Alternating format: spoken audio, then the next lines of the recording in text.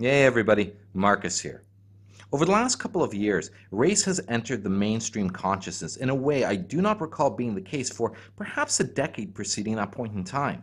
Now, with the emergence of Black Lives Matter, the immigration situation in Europe, these several other incidents like the shooting of Trayvon Martin, the general feminist hatred of white men, and any number of any other anti-white sentiments, we also see a resurgence in popularity of white pride.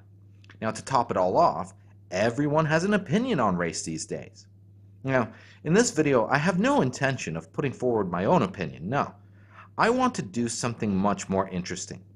I want to survey the landscape of philosophical positions as to the ontological status of race. I do this with the hope that together we can discover the language we need in order to engage in meaningful discourse as to our own positions.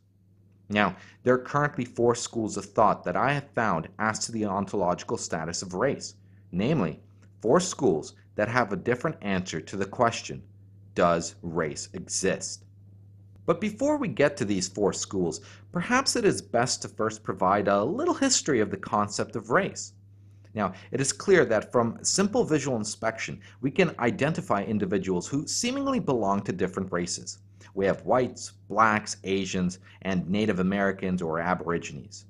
This was the general classification that came into being after the discovery of the New World in the 15th century. Preceding this, academics speculate that there was no developed concept of race as we see it today at least.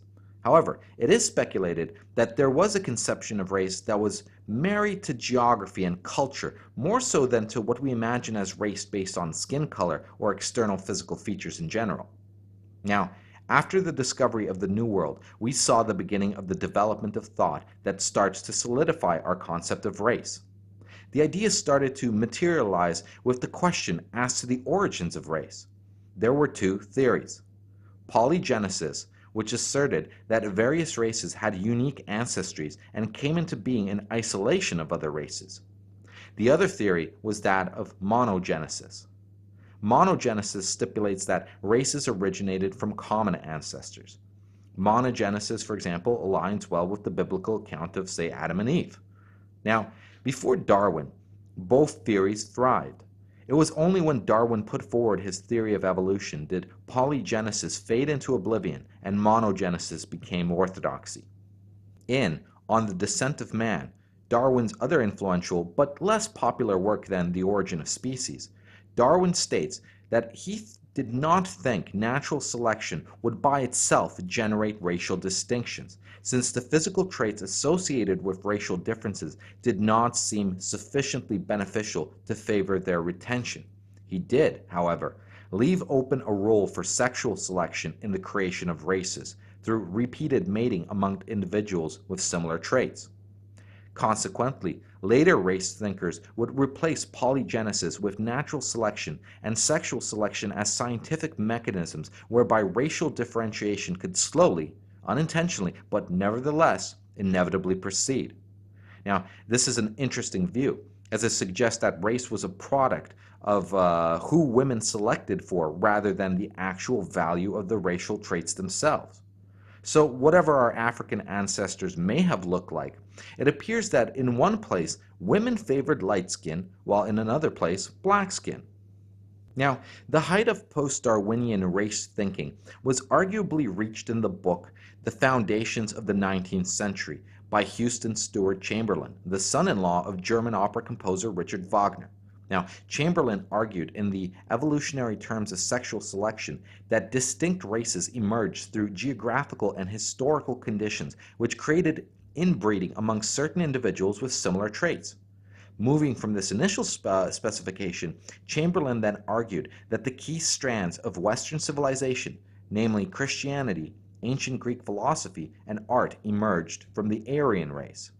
Now, Jesus, for instance, was held to be of Aryan stock, despite his Jewish religion, since the territory of Galilee was populated by peoples descended from Aryan Phoenicians as well as by Semitic Jews. Similarly, Aristotle's distinction between Greeks and barbarians was reinterpreted as a racial distinction between Aryans and non-Aryans.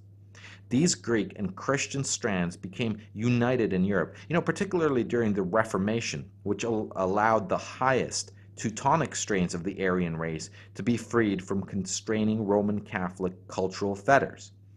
But while Roman institutions and practices may have constrained the Teutonic Germans, their diametric opposite was the Jew, the highest manifestation of the Semitic race.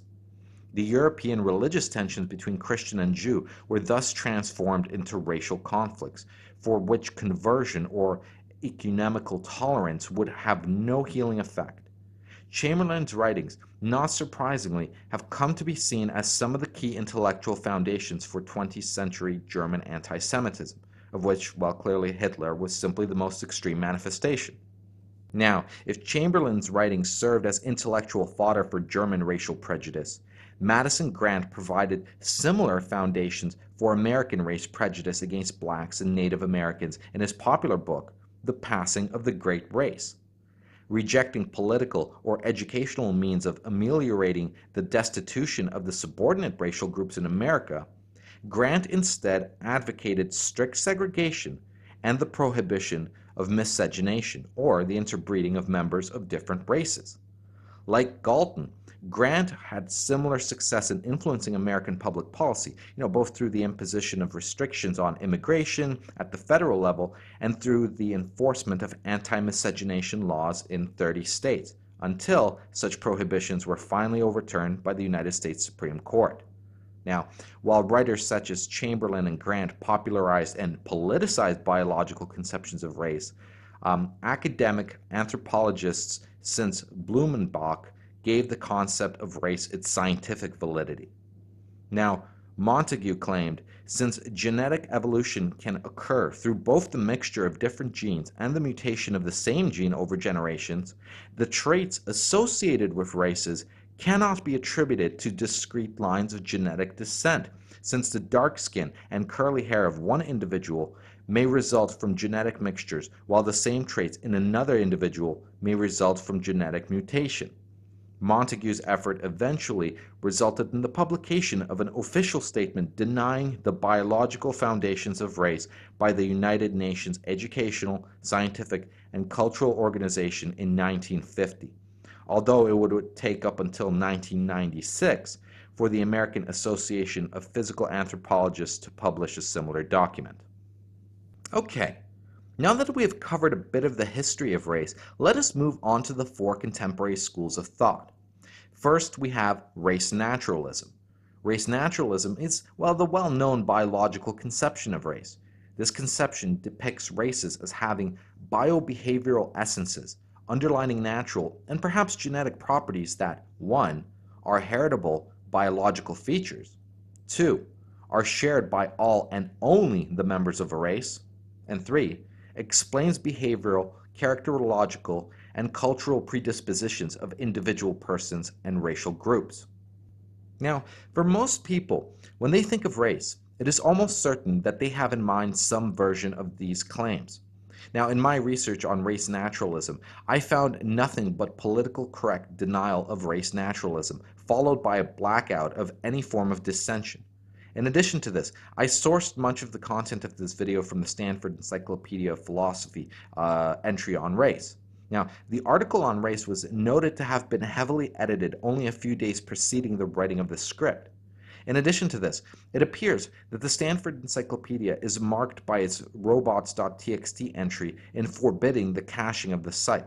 As such, I could not use the Wayback Machine to see what the entry on race looked like as originally authored in 2008. Now, in addition to this, the Stanford Encyclopedia entry did not read particularly well compared to politically irrelevant entries, such as entries on Plato. The article, in fact, it had a strange focus on political factors as they play into race. Now, this style of writing I have not yet encountered on the Stanford Encyclopedia, and as such, I do not have confidence that their take on race naturalism is the full picture. In fact, the section on race naturalism is only 2 paragraphs long, which is absurd if you consider that the topic has been in discussion for several hundred years, and that every other view is given a substantially deeper analysis. as the entry in the Stanford Encyclopedia at several points attempts to gratuitously reassert the notion of race naturalism as being, well, scientifically defunct without making justificatory arguments outside the reference to Montague. I do not believe the consensus on this is as unanimous as the entry suggests. However, due to the blackout of scholarly articles on the subject in general, I cannot offer any insights into what the contemporary defendant of this position is arguing. Though it may be the case that indeed race naturalism has been disproven as a thesis, I have encountered too many red flags to take their word on it. In addition to this, the argument as posed by Montague in denying race naturalism is prima facie very shaky, but as I'm not sufficiently versed in genetics, I cannot comment adequately as to the significance of his claim. However, Montague's claim does seem to suggest that it ought be possible for a purebred Inuit couple to have a stereotypically African child due to genetic mutation. Now, this seems absurd to me. Now, with that said, let us move on to the second school of thought on race, namely race skepticism. Racial skeptics assert that racial naturalism is false. From this, they conclude that races of any type do not exist. Racial skeptics contend that the term race cannot refer to anything real in the world, since the one thing which the term race could uniquely refer to, namely discrete, essentialist, biological races, races under such standards do not exist if racial naturalism is false. Now, racial skeptics adopt normative racial eliminativism, which recommends discarding the concept of race entirely, according to the following argument. Because of its historical genealogy, the term race can only refer to one or more discrete groups of people who alone share biologically significant genetic features. Such a monopoly on certain genetic features could only emerge within a group that practices such a high level of inbreeding that it is effectively genetically isolated.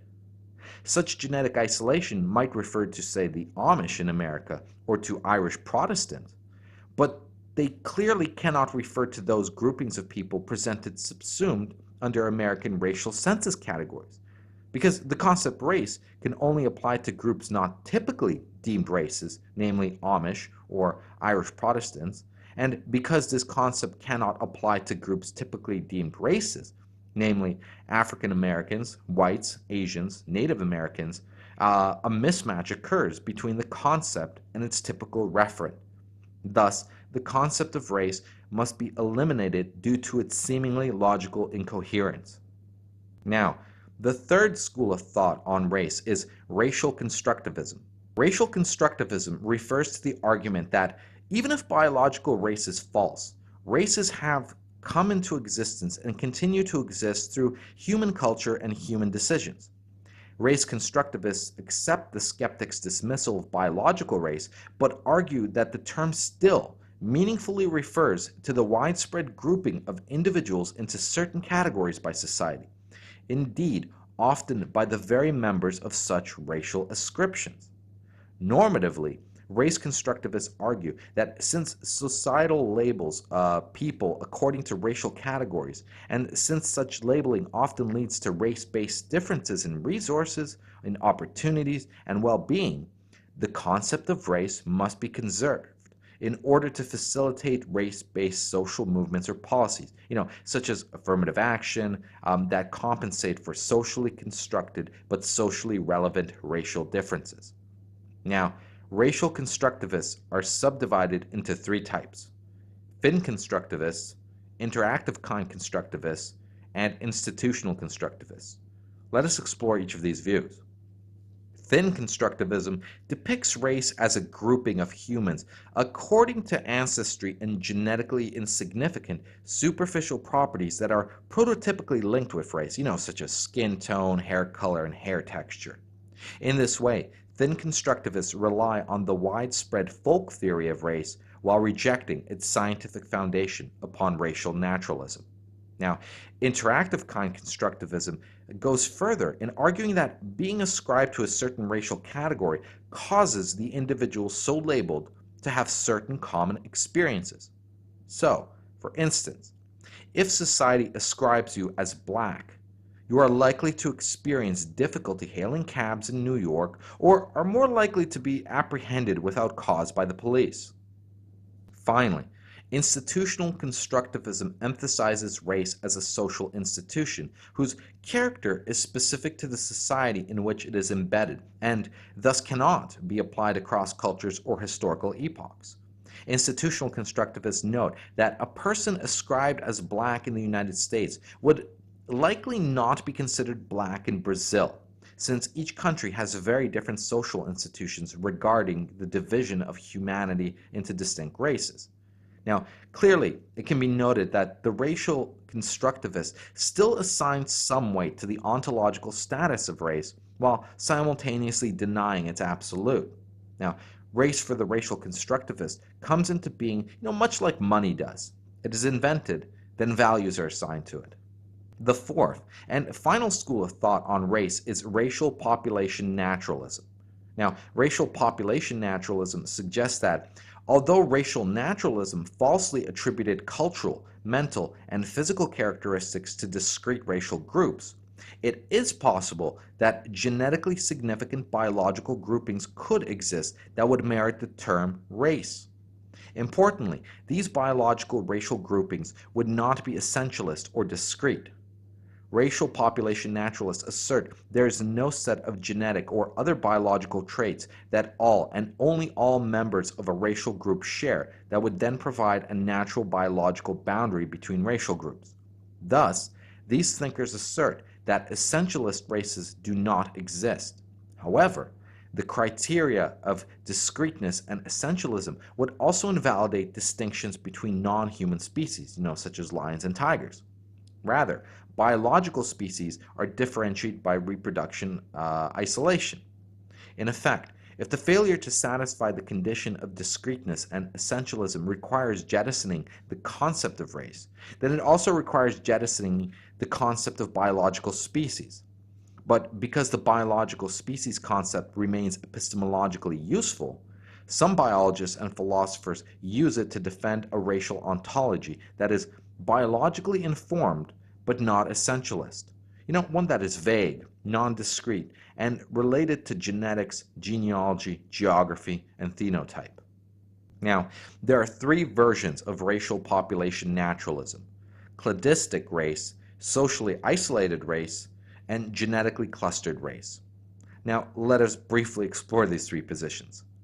Cladistic races are ancestor-descendant sequences of breeding populations that share a common origin. They emerged during human evolution, as different groups of humans became geographically isolated from each other and may be dying out, if they have not already, due to the more recent human reproductive intermingling. Socially isolated race refers to the fact that legal sanctions against miscegenation might have created a genetically isolated African American race in the USA. Now, this could also be said of the Amish self-selectively isolating themselves.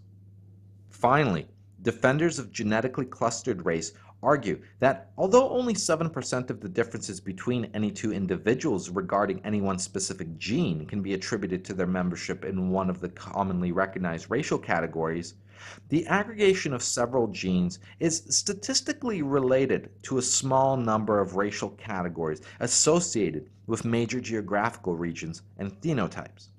Now, these are the four current schools of thought as far as race is concerned. If you're interested in exploring the topic of race yourself, it is recommended that you find your own position amongst these views and research the relevant defendants of that position, to see if indeed the position is justified.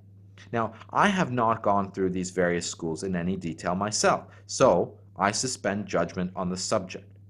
However, before I close off this video, I wanted also to give a contemporary definition and way of spotting legitimate racism. Now, the term racism ought to be restricted to two referents. One, inferiorization or the denigration of a group due to its putative biological inferiority. Or two, antipathy or the bigotry, hostility, and hatred towards another group defined by its putatively inherited physical traits. Now, because these connections make racism so morally loaded a term, it should not be applied to lesser racial ills and infractions that suggest mere ignorance, insensitivity, or discomfort regarding members of different groups, since doing so will apply a disproportionate judgment against the person so named, closing off possible avenues for fruitful moral dialogue. Now, from such an account, the term racist is only appropriate when someone is either a supremacist or is actively hostile towards what he considers another race. Thanks for listening. Go team.